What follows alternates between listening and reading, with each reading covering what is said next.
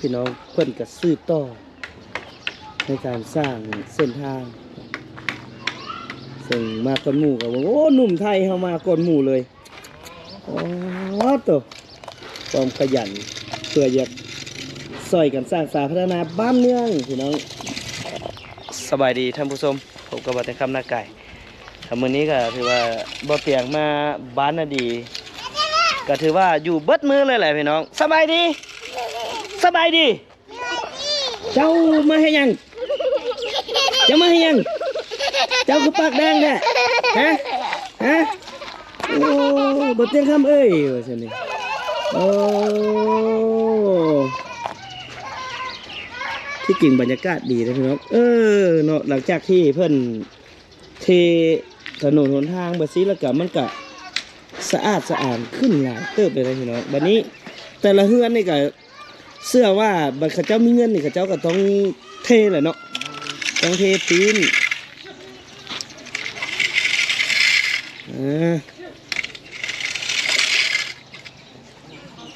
ถ้าเอาเมียอยู่พี่อีกเศร้าอยู่เนาะถ้ามาอยู่พี่อีก20 ปีนี่เขาเจ้าให้เป็นหัวหน้าชุมชนแท้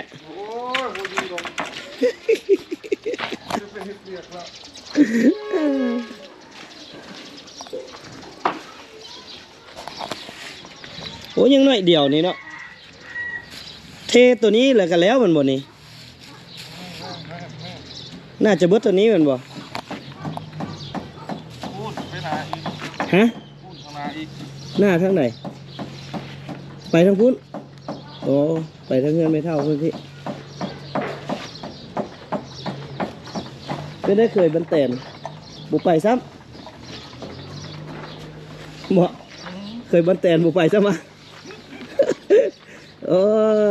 เคยบันเตนเลย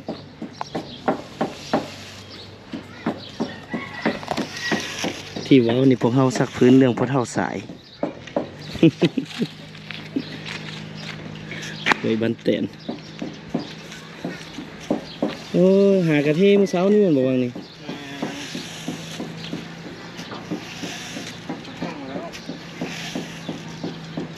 ขันเอากวดหน้ามันนี่มันกระบุมื่นเนาะ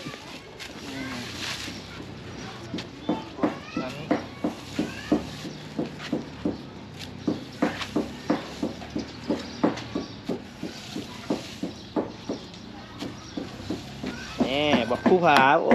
กำลังให้ยังกินเด้เบิ่งมาเบิ่งเท่านี้กันนิดนึง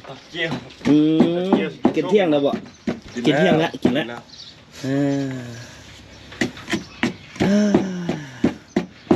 สรุปแล้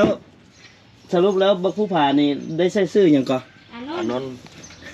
พอลุงแล้วเพิ่นตั้งไว้ผู้ผาบอกผู้ผาเนาะเนี่ยพ่อมันมักไปผู้ไปผาเลยมักไปผู้ไปผาโอ้นี่พี่น้อยจังน้อยค่ะเฮือนเพิ่นกะ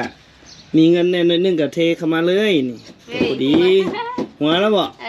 เท้าอานนท์ฮะเท้าอานนท์โอ้ยซื้อลิ้นได้ไหนบ่ผู้ผาบ่ซื้อแท้เด้อานนท์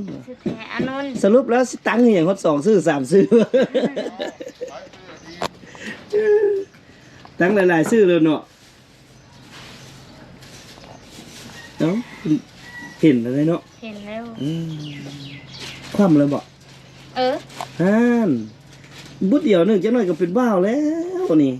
ก็ได้มาซอยพ่อละ3 เดือนได้ซอยพ่อแล้วนี่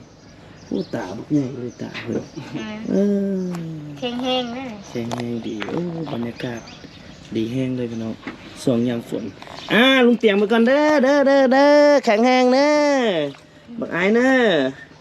แข็งแห้งพี่น้องเดียวแห้งใหญ่บักกระทันบักกระทันจะบอกเลยหนูบักเยอะเลยเกิดมื้อเดียวได้หมดนะกันดิใหญ่เยอะขึ้นลงนะใหญ่มากเลยไปแหกเซี่ยวเดี๋ยวเด้อแหกเซี่ยวเดี๋ยวเด้อ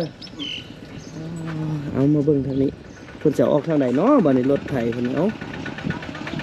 ทางไหนทางนี้แล้วโค้งพุ่นเป็นโอ้คักละบาทนี่หนทางบุเปื้อนสิต้มแล้วบาทนี่ เอาเฮ็ดมาเลาะลิ้นไปใส่ไปหน้ามันนี่ น้าเอามานะ มีน้ำตกกาแล้วบ่ฮู้ ตกแล้วกะ ตกเลยเนาะตกกาเรียบร้อยนะเดี๋ยวเขาย่างออกไปเพื่อนบ่อต้อมสะจ่อยก่อนจักหน่อยหนึงเนาะก็นี่ก็คือได้เห็นความสามัคคีของชาวบ้านเนาะถือว่าเพิ่นก็อยากได้อีหลีนั่นแหละจังเฮ็ดเอาได้ซ้ำนี้เนาะ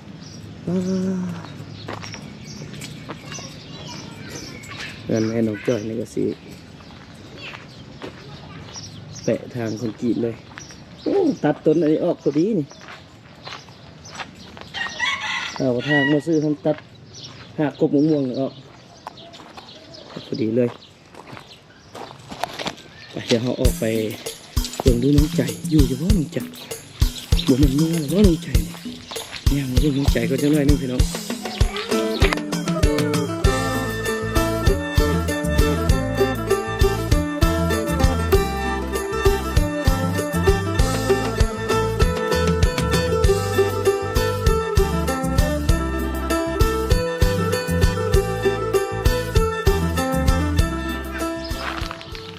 เงินน้องใจว้ายน้องใจเนี่ยไปอยู่น้ำผัวแล้วบ่ฮะเรียบร้อยเขาแต่งเอาไปอยู่เพื่อนเขาเรียบร้อยเนาะแน่บุคิดฮอดเอื้อยบ่เฮ้ยบุคิดฮอดเลยเป็นอย่างจะบุคิดฮอดเอื้อยเหรอได้ตัวแทนเพื่อนกับเราน้องยังก่อนลูกซื้อยังก่อน บัวไข่ น้องบัวไข่แน่เป็นอย่างจะบุคิดฮอดเอื้อยเลยไปอยู่น้ำผัวมันละดีแล้วว่าติบ่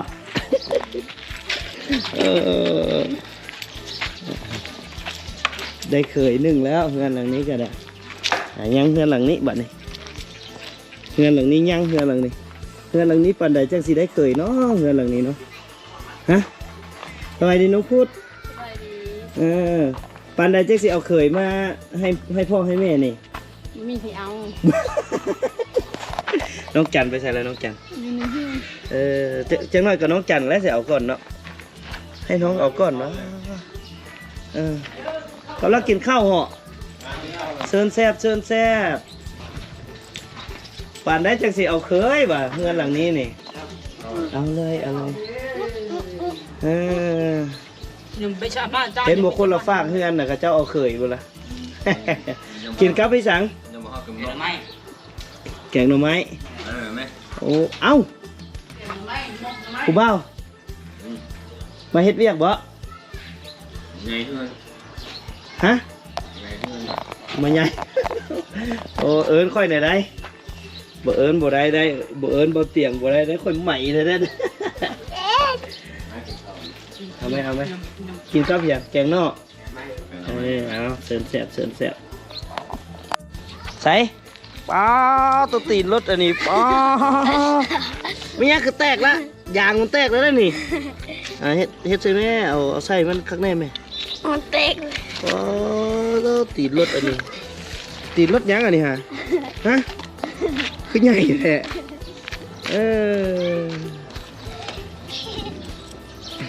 ไปใส่เอ๋ยเจ้าไปใส่ละฮะไปน้ำผัวแล้วโอ้ยซีเมนต์เพื่อนก็ยังถือว่ายังหลายอยู่นะพี่น้อง2 6 8 10 2 4 6 8 20อ๋อยัง2 ตูน 3 ตูนเท่านั้นถือว่ายังหลายเลยเนาะเผาซีเมนต์ที่เพิ่นซื้อเตรียมมาเฮ็ดทางโอ้ยังอยู่ในอีกงวดนี้เพิ่นก็สิเฮ็ดออกมาทางนี้พี่น้องก็เฮ็ดออกมานี่แหละเฮ้ยยังมีของฝากอีกนี่เอาไว้ขายรถอะไร โอ้ย เนี่ยพุ่น เอาไว้ เนี่ ให้ ย เลยอ้นเก่ง โอ้หลายโพดอันเนี้ยจังไหนก็ขอบใจน้องพลอยหลายๆขอบใจหาแต่แนวต้อมเลย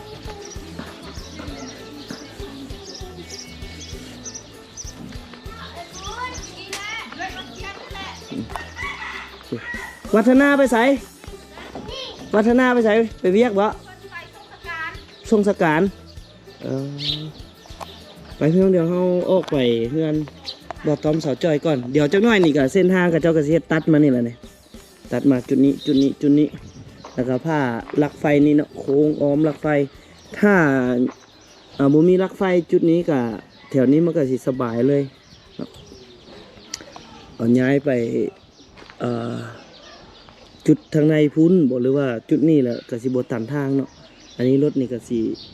ลอดผ่านสายไฟนี่มาเดี๋ยวเฮาไปเฮือนบ่ต้อมสาวจอยก่อนพี่น้อง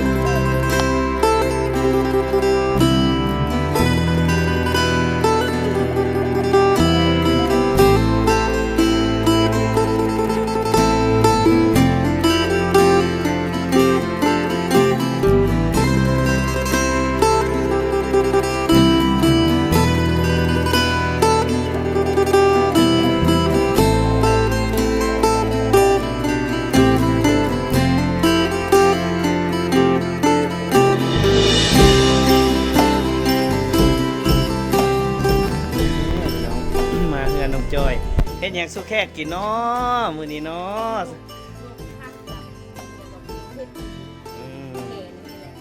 ทักทายน้องจอยอีกครั้งพี่น้องเอ้ยมื้อนี้ตอนรับพี่ชายเดินทางมาจากกรุงเทพมหานครเพิ่นมา2มื้อแล้วเนาะสองมื้อนี้2 มื้อนี้แต่ว่าเพิ่นก็หาได้พักในเฮือนน้องคืนเดียวแล้ว คืนเดียว กลับแล้วพอเพิ่นมาฮอดแล้วเพิ่นก็กลายไปบ้าน กระจาบ จาก มื้อนี้มีลวกผักตำมักแตง แม่น สู้อันน่ะพี่สุมนเนาะกินพี่น้องเอ้ยจังใดก็เดี๋ยวไปกินข้าวน้ำเพื่อนอีกในเทื่อก้อนก็กินละมาวันนี้ก็กินอีกกินตลอดมีแต่กินกับกินพี่น้อง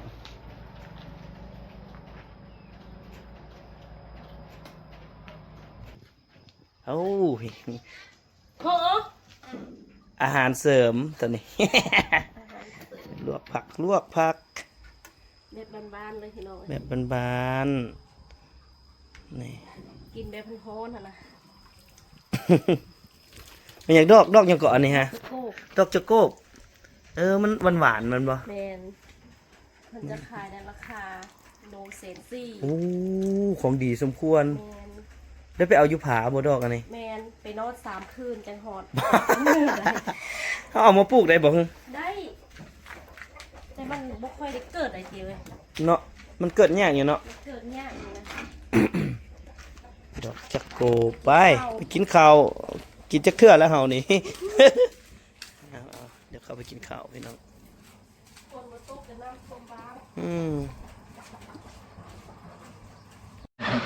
โอ้พี่อาหารพี่น้องเพิ่นเฮ็ดตอนรับตอนรับแขกผู้ใหญ่มาตอนรับไอ้น้องสีมือน้องจ้อย แม่น นี่ก็ยินดีต้อนรับอีกครั้งหนึ่งเนาะคุณพี่เนาะนี่ก็ มาลองเลย ชาวเมืองคำม่วนชาวแขวงคำม่วนยินดีต้อนรับโดยเฉพาะแม่นครอบครัวไทยลาวได้เฮาบ่ต้อมสาวจ้อยนี่กับบัดแตงคำนากายก็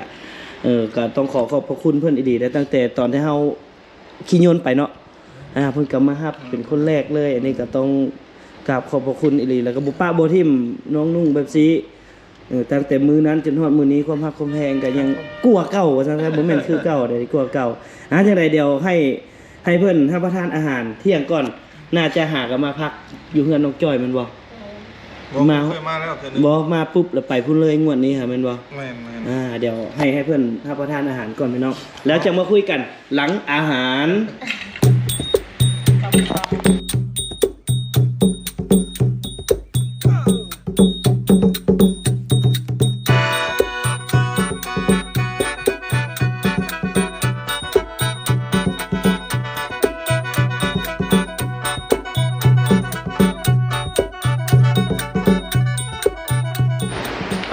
พี่น้องเมียนพาข้าวเรียบร้อยจ้า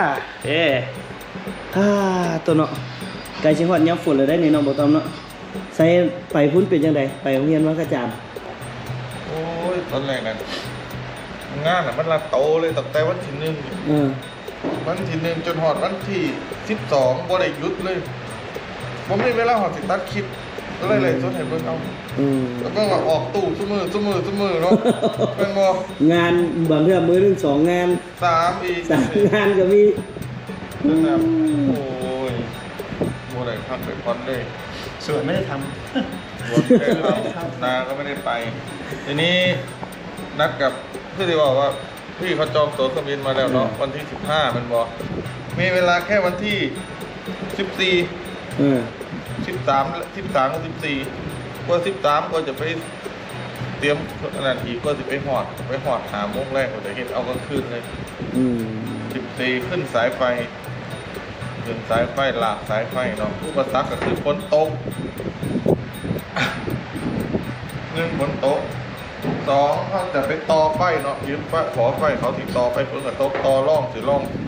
ต้องใส่สว่านใส่หยังอีกเนาะคันเขาจะไปปักสายไฟไว้กลางคืน ำกระบวนการ ก็บ่ได้เขาต้องมาต่อใหม่ตอนเช้าเพราะเช้าว่าฝนตกหรือ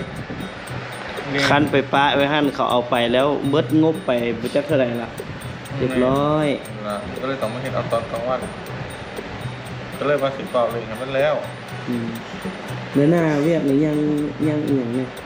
ฮะ ยังแต่คูเตอร์มิเตอร์ไฟ แม่เนื้อแต่มิเตอร์ไฟแล้วแต่มิเตอร์ไฟล่ะประมาณ 7,000 บาท เดี๋ยวเฮาสิไปล่มซอยเพิ่นตึ้มก่อนสิล่มซอยเพิ่นตึ้ม ถ้ามีเงินจ่ายให้เขาวันจันทร์นี่เพิ่นอยากจะไปเพิ่นน่ะนัดกับเจ้าแขวงไว้ นั่นก็จะแฝงไว้อาจจะจาก4 ล้านบ่อาจจะลดลงมาเหลือ3 ล้านเลยบ่ขออีกก็ว่าไป ถ้าตกลงวันจันทร์ได้อีก2 เดือนแมันบ่ถึงจะได้ ถึงจะได้ใช้ไฟบ่แม่นว่าไปขอปึ๊บคุณจะ อย่างโดนนะคือเฮาแล่นเฮาขอมิเตอร์ไฟส่วนตัวนี่ก็ยังเดือนนึง อืม ส่วนตัวนะไปขอเขาแล้วเขายังคือมันขาดอยู่3ก็บ่เข้าใจคือกัน มันจังสี่นะ1ไปขอวันนี้กว่า เขาสิได้ลงแค่ กว่าเรื่องจะถึงลังคั่งเขียนเรื่องลังคั่งหน่วยไฟฟ้าลงมาตรวจสอบว่าจะ ที่จริงมีทางลัดเด้ อืม เพราะว่าค่อยเคยเอ็ดท่าว่าแล่นของตัวเองเนี่ยโทรหาเสี่ยวเลย ชุดแค่มันอยู่ไฟฟ้าเสี่ยวเอามิเตอร์เอามาให้แน่คือประกอบเอกสารส่งหามันแล้วมันก็ส่งมาให้แล้วก็มันรายงานไปสาขา นั่นแหละ ไว อยาก บ่ ได้ เกินอาทิตย์เดียว คือ กำลังภายใน ใส่กำลังภายในเอาเลย ได้ครับสิ้นเดือนก็ยังดีพูดง่ายสิ้นเดือนยังดียังได้ไปตรวจงานหน่อยได้พาเบาเตียงไปตรวจ เดี๋ยว งานเนาะ เดี๋ยวสิล่มกับเพื่อน ต้องถาม อยู่ท่าแขกนี่ก็มีพักมีพวกอยู่ตัวนี้นะแต่ก่อนก็เคย แต่ว่าคือเว้าแหละคันเพิ่นหาเฮาแต่งกายเฮ็ดน่ะนะคันแนวหนึงก็ได้มันต้องแนวนั้นก็สิว่าเฮาจักซอยตัวนี้เด้อนี่บ่กล้าแท้ใด แต่งวดนี้ก็กระเทินได้บ่ต้อมไปหั่นแล้วก็สิพยายามพี่น้อง ว่า สิพยายามซอยเพิ่น ให้มัน ได้ จบงานของทีมงานเข้า บ่ซันมาสิ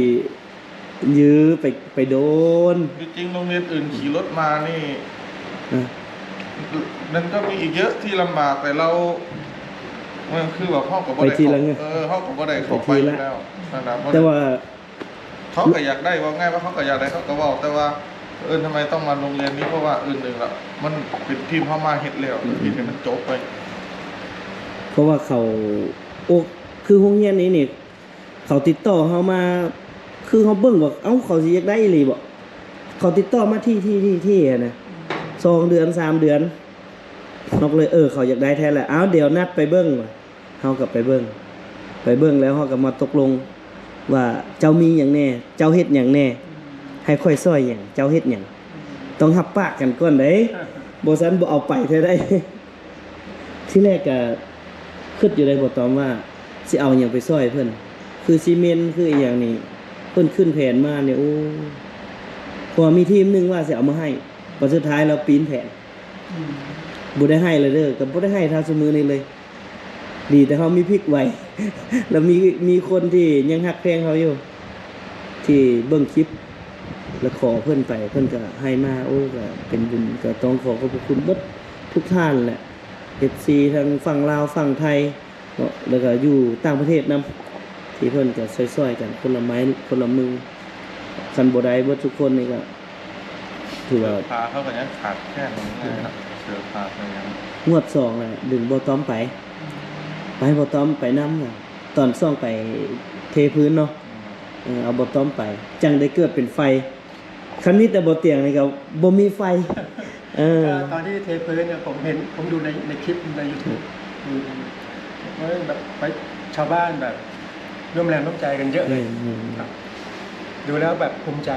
แบบดีใจด้วยคนละไม้คนละมือ โรงเรียนนาตั้งใจนี่ก็ให้เข้าไปดูด้วยไปดูไฟให้โรงเรียน คือถ้าคุณไปแจ้งหน่วยงานหรือแจ้งผู้ใดเขามากก็ไม่แต่ต้องจ่ายเงินเติมค่าเสียเวลาเขาออกมาค่านั้นค่านี้เนาะคือสายไฟหลากมากมันเสียน้อยมันใช้ได้อยู่ในคอมพิวเตอร์กับไฟแต่ว่ามันใช้กับปั๊มน้ำมันก็ได้ แต่พอกับปั๊มน้ำไม่ได้ ไก่บ่ตัวนั้นนะระยะมันไก่บ่จากเสาไฟบอกเขาลากมาจากหมู่บ้านเลยในหมู่บ้านออกมา700 เมตรบ้านหน้าต่างใจอ่ะโรงเรียนมัธยมหน้าต่างใจเนาะแต่แบบที่นี่ปั๊มน้ำใส่บ่ได้เพราะว่าไฟบ่พอ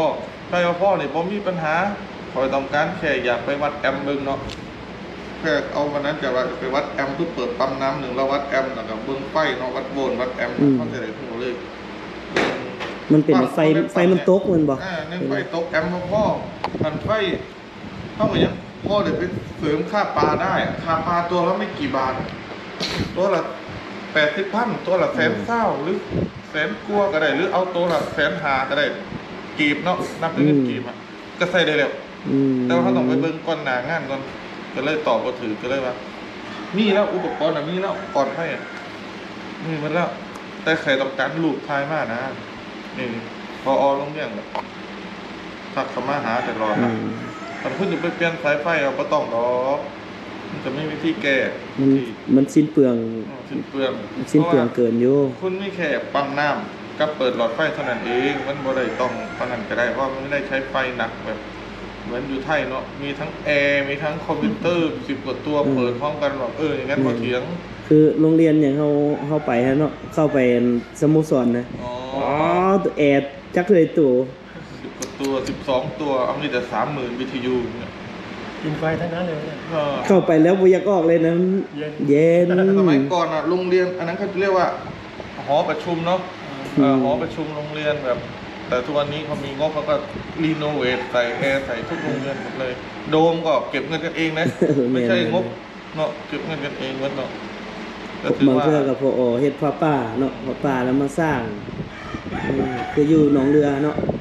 อยู่ตำบลหนองเรือทุกโรงเรียนนะทุกโรงเรียนทำโดมหมดทุกโรงเรียนทำโดมหมดบ่มีผู้ใดว่าลานจัดกิจกรรมมันบ่ลานกิจกรรมเพราะว่า1ถ้าก็จัดกิจกรรมได้2เด็กหน่อยเตะบางเป็นอย่าง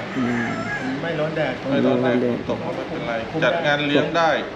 วัดก็เขาทำกันอย่างนี้แหละวัดเพราะว่ามีวงดนตรีมาคุณกินเลี้ยงไปเลยสบายอยู่หันเลยเนาะเช่าสถานที่ด้วยก็คักอยู่อยากให้ยุเล่าหน่อยเฮ็ดจังซั่นนะคู่บ่ต้องอันนั้นดอกเก็บแค่นักเรียนญาติพี่น้องนักเรียนลูกศิษย์ลูกหาเฮ็ดคือสวรรค์เขตเฮ็ดบ่เขาไปเฮ็ดเวียกอยู่ไทยกลับมาเนาะปอนเห็นบอกว่าเฮ็ดผ้าป่าปีนี้คุณซื้อเหล็กสัก10 เส้นเอาได้มา10 เส้นปีหน้าซื้ออีกผู้ใดอยากมาก็เติมเอาขนาดเดียวกันนี่นะอยู่ตามที่เฮาสังเกตเนาะตามที่เฮาสังเกตนี่ถ้าพื้นที่ใดที่มีกำลังนี่รู้สึกว่าระดมง่ายใช่ถ้าพื้นที่ใดที่คือแถวบัวลำพานี่เนาะยังเป็นเมืองทุกข์ยากอยู่ใดเพราะว่าอยู่ในแขวงขมวนนี่มีนากายกับบัวลำพาที่บรรจุเป็นเมืองทุกข์ยากแต่ในปัจจุบันนี่นากายก็เพิ่นเอาออกแล้วจากเมืองทุกข์ยากยังแต่บัวลำพาบัวลำพาถนนหนทางนี่โอ้โหขนาดคอยขับรถกลับไปบ้านแสนป่ะรถกิ้งไม่เคยเห็นบุกสลายมีแต่รถใหญ่เด้รถไม่แต่รถอัพบิ๊กอัพหรือ4 วิวน่ะจังไปนะอันนี้รถเก๋งรถเก๋งเด็กออกมาดูมาดูรถเก๋งเลยเกาหัวเลยแล้วพูดดังเลยนะแนวทางแถวนั้นรถเก๋งมันก็ไปบ่ได้ใครก็พูดว่ารถเก๋งไปไม่ได้แต่เราไปได้คือเราดูร่องรถขี่ไม่ลงร่องขี่ขึ้นอย่างเดียวถ้าขับดีๆก็ไปได้ขับดีๆค่อยไปแล้วใช่รู้แต่จังหวะเพราะว่าทางแค่แล้วเราขับคล่องทางคล่องถนนขนาดมันเละๆยังไปได้อะพาพี่ไปดูหลุมระเบิดโอ้ดูเยอะเลยครับเยอะบัวลำพานี่เป็นเส้นทางของโฮจิมินห์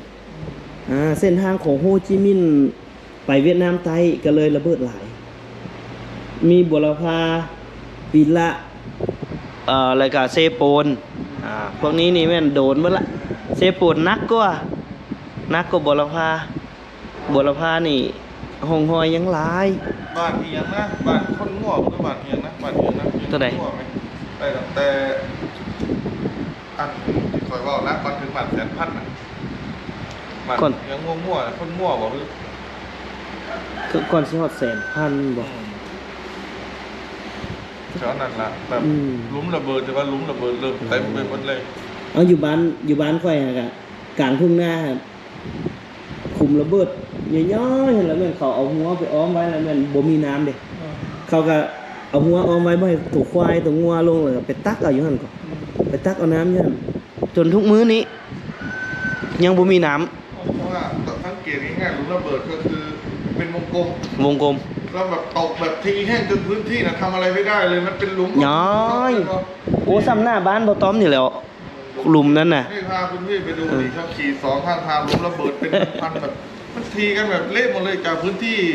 ดีๆ เรียบๆแม่น เรียบๆเละหมด โอ้กระทบหลายแถวนั้นนี่ แล้วก็มีคนพื้นที่แล้วที่เขาไปเขาบอกว่าตรงนี้นะถ้ำที่เขาก็ระเบิดหินเอาเหมืองเลยเนาะที่เราให้ดูที่ว่าไปพ่อ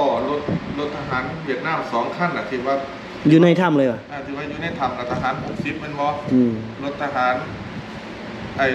2 ขั้นแต่ว่าทหารเวียดนาม60 คน แต่ว่าคนทำนั้นบ่ค่อยเข้าไปดอกแต่เพิ่นคนพื้นที่เพิ่นก็บ่ค่อยไปเพิ่นว่าเพิ่นพ่อดูผีบังบด คือตลอดถ้ามาเลยบ่ค่อยกลางคืนนี่บ่แต่ว่าอเมริกามาโรยโตเข้าไปเบิ่งทำนั้นทำนี้มันบ่เป็นหยังบ่มีหยัง มันมีแต่คนอาเซียนเท่านี้เนาะคนโดยเฉพาะคนลาวเนี่ย แต่คนลาวนี่คือถือตลอด คนพื้นที่ถือตลอดถือบางเพิ่นมาเพิ่นถือบังบดตลอดเพิ่นไปหาว่าคั่วแหว่าเพิ่นมาเพิ่นมาคั่วแหนี่เพิ่นถือตลอด เป็นน้ำความเชื่อบ่ครับมันจังเห็น บ่แต่ว่าจักเทื่อบางเทื่อบางคนก็ว่าเขาก็ถือเขาก็เว้าบอกต่อๆกันจังซี่เนาะมันอาจ บางเทื่อก็อาจจะเว้าต่อกันเป็นเรื่องเล่าคือเขาเว้าเรื่องผีเนี่ยแหละมีแต่อยู่แถบเฮานี่ก็ บางคนบ่เคยเห็นเลยแต่ว่าย่านแห้ง กันไปแถวอเมริกาแถวอย่างนี้เบิ่งผีเขาเป็นอะไรผีอเมริกามีแต่ซอมบี้ เนาะผีจีนผีลาวผีไทยนี่สิเป็นอีกแบบหนึงมันสิเป็นอะไรขึ้นกับจินตนาการของที่เฮาเนี่ยเนาะคิดว่าพ่อเฮาก็ว่าเคยเจอแต่ว่าสำหรับเฮานี่นั่งรถผ่านภาษาอีหยังนี่บ่เคยเจอจักเทื่อถามว่าอยากเจอบ่ฮู้บ่เจอดีแล้วนะเอาจังใดก็ต้องขอบคุณทางคุณพี่เนาะที่ระดมทุนมาช่วยค่าฟืนค่าไฟช่วยกับโรงเรียนบ้านกระจามอันนี้ก็ต่างหน้าชาวบ้านกระจามเนาะต่างหน้าเบิดน้องๆทุกคนนั่นแหละก็ต้องขอกราบขอบพระคุณแล้วก็ผู้ที่มีส่วนร่วมทำบุญในครั้งนี้ก็ขอให้เป็นบุญกุศลให้ผู้ที่บริจาคช่วยเหลือในครั้งนี้จงมีแต่ความสุขกายสบายใจอันนี้ก็ต่างหน้าคนลาวแล้วก็ต่างหน้าทางชาวบ้านบ้านกระจามลูกหลานบ้านกระจามนี่ก็ต้องกราบขอบพระคุณหลายๆนะมีผู้ใดที่จะกล่าวถึงเพื่อนใดอีกบ่อันนี้ก็กล่าวผ่านสื่อบ่เตียงเลย ผมก็ต้องขอบคุณเพื่อนๆนะครับที่ร่วมทำบุญมาในครั้งนี้นะครับขอให้บุญกุศลที่เพื่อนๆช่วยเหลือโรงเรียนบ้านนากระจามน้อยนะครับจงมีแต่ความสุขความเจริญนะครับคิดหวังสิ่งใดก็ขอให้สมหวังดังตั้งใจทุกประการนะครับสาธุครับ ขอขอบใจหลายๆแล้วก็ขอบใจทางบอตอมนำเด้อ ที่เป็นสะพานเสื่อมต่อให้พี่น้องทางฝั่งไทยนี่ได้ระดมกันมาช่วย ถ้าผมไม่รู้จักบ่าวต้อมผมก็ไม่ได้มีโอกาสมาร่วมทำบุญที่นี่นะครับเมื่อปีที่แล้วก็รู้สึกแบบดีใจที่การช่วยเหลือโรงเรียนบ้านนาดีแล้วก็โรงเรียนบ้านนาดงนะครับปีนี้ไปโรงเรียนบ้านนาจามน้อยครับก็ เป็นอีกหลายๆอย่างนะครับ ครับ ที่ยังลำบาก ค่อยเฮ็ดไปเนาะ ครับ เอาอันนี้เฮาก็บ่ฟ้าวบ่ฟังดอกว่าต้องให้ได้ดังที่เขาเจ้าขอหรืออีหยังเฮาก็เบิ่งกาลและโอกาสเบิ่งจังหวะมันเพราะว่าในการเสนอการช่วยเหลือมานี่บ่แม่นว่าผู้นี้เสนอมาแล้วต้องให้ได้เฮาก็ต้องเบิ่งถ้ามี3โรงเรียนเสนอมาเบิ่งไผจะเป็นกว่า ตัวใดที่มันจำเป็นที่สุดเฮาก็ไปตัวนั้นเอา ตามกำลังศรัทธาก ำลังเฮาแม่นสำนี้ก็เป็นพระคุณอย่างสูงแหละในนามเฮาเป็นซื่อเนาะที่เห็นคนที่มาควักเงินในกระเป๋าตัวเองออกมาบาท1 2 บาทใดนี่ถ้าบ่แม่นคนที่ใจบุญใจกุศลอีหลีหรือว่าอยากเอื้อเฟื้อคนอีหลีนี่ยากคนรวยกว่าพวกเพิ่นก็บ่อึดแต่เป็นหยังคือเฮ็ดบ่ได้ซะพวกเพิ่นไปสิหั่นนะคือเฮารวยน้ำใจเงินถึงว่าจะมีบ่หลายซ้ำหัวหน้าบริษัทหรือผู้ที่มีหุ้นอีหยังต่างๆเนาะแต่เพิ่นก็ซอยอีกแบบหนึงแต่พวกเฮาก็ซอยได้คือถ้าเฮาบ่ต้อมบ่เตียงนี่ก็ซอยได้เป็นสะพานบุญซอยได้ในแห่งงานเป็นชื่อเอาจากคนที่ต้องการไปให้คนที่อยากให้เฮาก็ซอยได้ส่ำนี้เอาคันสั้นพวกเฮาก็สิได้จบไว้ส่ำนี้ก่อนพี่น้องเพราะว่าเจ้าหน้าก็สิได้ไปส่งทางคุณพี่เพิ่นข้ามน้ำโขงเนาะก็สิบ่ได้ข้ามไปก็บ่เป็นหยังเนาะ ไม่เป็นไร เอาตามความสะดวกพวกตามความสะดวกเพิ่นเจ้าหน้าก็ฝนนี่พี่น้อง รถต้องไม่มีแอร์รถไม่มีแอร์สอนถ้าฝนตกมันจะเป็นฝ้าเลยเดินทางลำบากเหมือนเมื่อวานเช็ดกระจกแล้ว ไปส่งผมแค่ท่าเรือ เออ ปีแล้วครับเพ โอ ราะว่า เค คือสะดวกผมด้วยจากตรงนั้นปุ๊บก็ไปถึงบกส โอเค แป๊บเดียวปีหน้าฟ้าใหม่ก็ไม่ว่ากัน ค่อยว่ากันเนาะโอเคเอาวันนี้พวกเราล้ำลาไปสำนี้ก่อนเนาะเอาไว้พบกันใหม่ครั้งหน้าหวังว่าพวกเราคงสิได้เป็นไอเป็นน้องแล้วร่วมงานกันไปเรื่อยๆตลอดไปสบายดี สวัสดีครับ